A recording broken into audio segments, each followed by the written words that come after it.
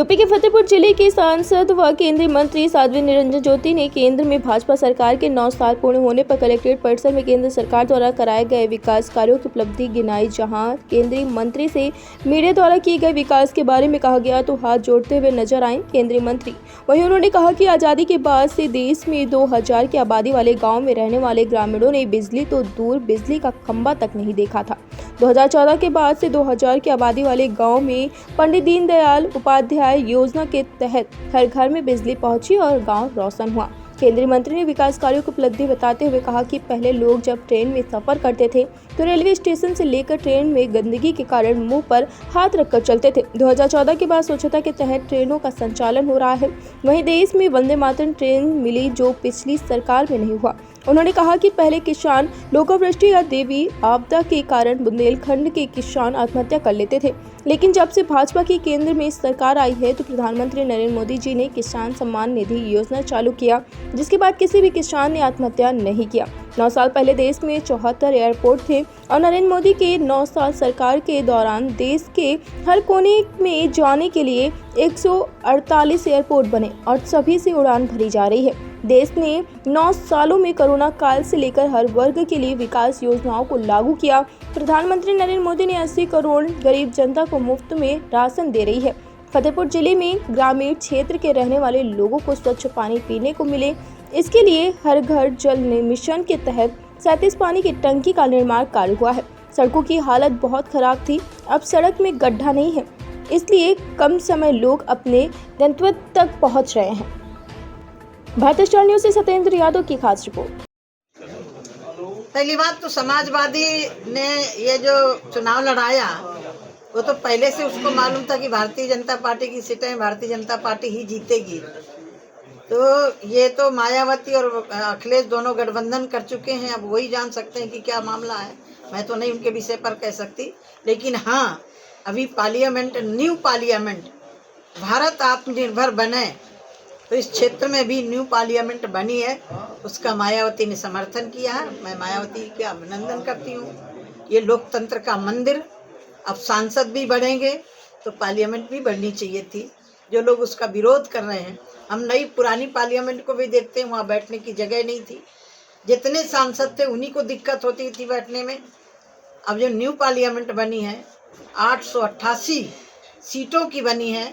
आगे अभी 2026 में लगभग परसीमन भी होगा, तो परसीमन होने के पहले बनना चाहिए था कि नहीं बनना चाहिए। तो दीदी, अखिलेश यादव ये मायावती ने क्यों ऐसा कहा कि मतलब ये ओबीसी को और क्या कहते हैं दलितों का ये अपमान करने के लिए उनको खिलाते हैं, फिर उनको हरा देते हैं ऐसा? ये तो मायावती से ही पूछ लीजिए, उन्हीं के लोगों से पूछिए। अभी मेंटेन करने पे नहीं, वो मेरे पास, मैं खुद ही घरों में जाती हूँ। लोगों को जो घर मिले हैं उनके पक्के घर मिले हैं अगले, क्योंकि अभी 2022 में जनगणना होनी थी। 2011 की जनगणना के अनुसार आवास दिए जा रहे हैं। जनगणना होगी, सरकार पुनः विचार करेगी कि अब शहर में तो सूची का भी मानक नहीं है। कोई भी आवेदन, यदि घर नहीं आवेदन करे उसको मिलेगा।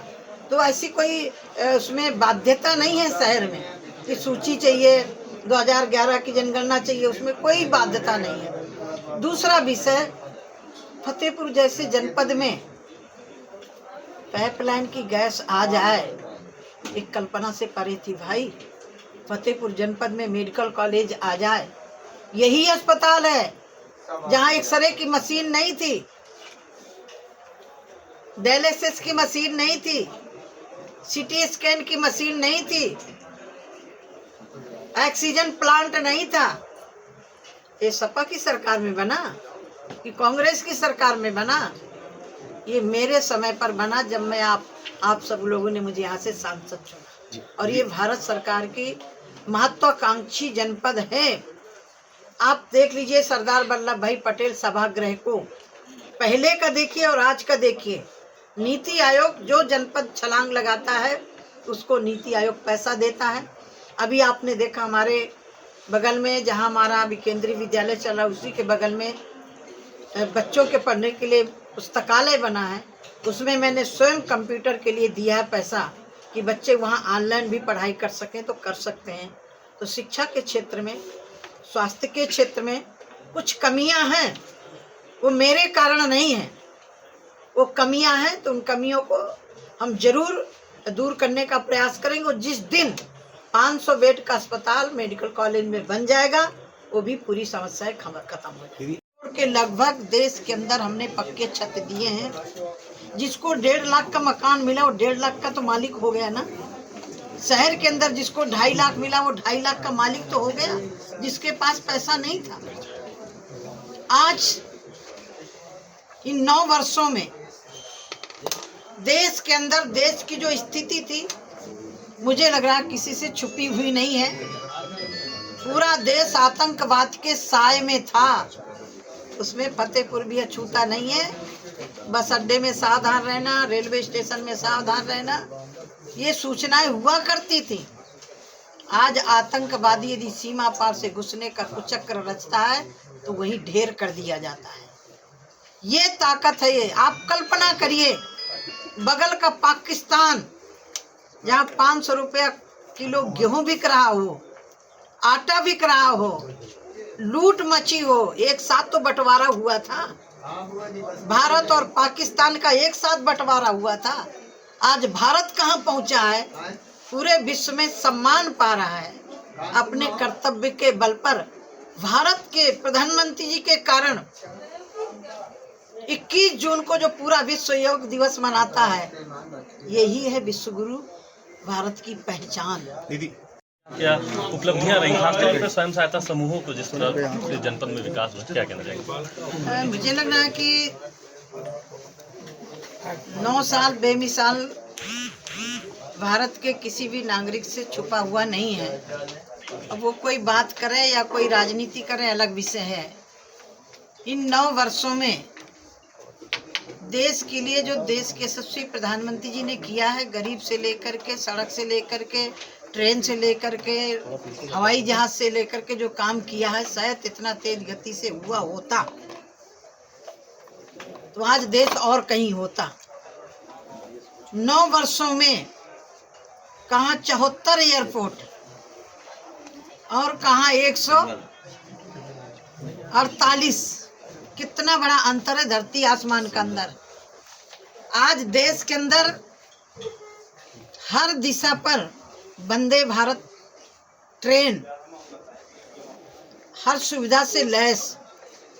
पहले कभी आप रेलवे स्टेशन और ट्रेन में गए होंगे, आंख नाक दोनों बंद करके लोगों को जाना पड़ता था। स्वच्छता के तहत चाहे रेलवे स्टेशन हो चाहे ट्रेनें हो, उन पर माननीय प्रधानमंत्री जी ने काम किया है, सरकार ने काम किया है। वो गरीब किसान, मुझे क्योंकि मैं जन्मी हूँ बुंदेलखंड में, आए दिन किसान आत्महत्या करता था।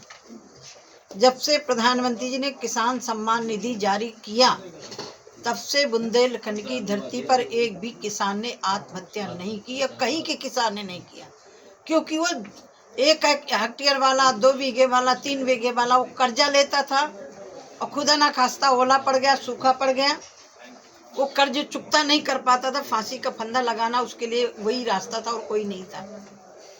दूसरा विषय, यही फतेहपुर में 2-2 हजार आबादी वाले गांव थे जो विद्युतीकरण से वंचित थे। एक 12 गांव पड़ता है, 45 साल पहले 10 खंबे गड़े थे। सर मैं वही तो खड़ा हूँ सर, एक तार नहीं लगे थे। ये कब संभव हुआ? जब मोदी जी आए। ये कब संभव हुआ? जब भारतीय जनता पार्टी की सरकार आई। आज गरीब के घर में भी रोशनी हो रही है। गरीब के घर में वो गरीब आदमी जो अपने सर को छुपाने के लिए आधा समय उसका फूस ढूंढने में लगता था, आज वो कम से कम फतेहपुर में 1 लाख के ऊपर पक्के घर लोगों को मिले हैं, शहर में अलग मिले हैं। ऐसे ही